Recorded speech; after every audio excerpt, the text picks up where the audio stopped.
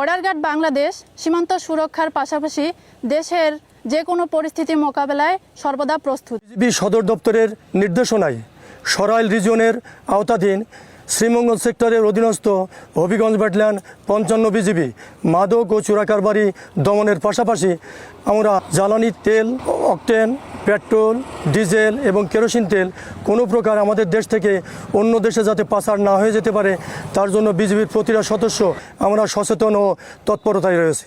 হবিগঞ্জ সীমান্তে জ্বালানি তেল ও পণ্য পাচার রোধে ৫৫ বিজিবির কঠোর পদক্ষেপ।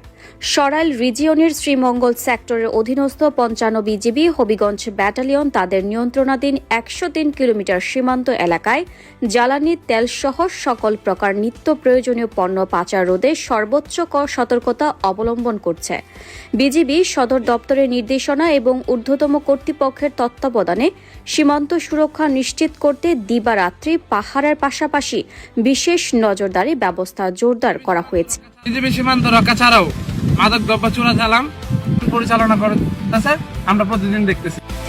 সীমান্তের জিরো লাইন থেকে অভ্যন্তরীণ ৮ কিলোমিটার এলাকার মধ্যে বিশেষ চেকপোস্ট স্থাপন এবং মোবাইল পেট্রোল বৃদ্ধির মাধ্যমে তল্লাশি কার্যক্রম নিবিড় পর্যবেক্ষণ করা হয়েছে। বিশেষ করে বাল্লা আইসিপি এবং তৎসংলগ্ন দুর্গম এলাকাগুলোতে পাহারার হার দ্বিগুণ করা হয়েছে।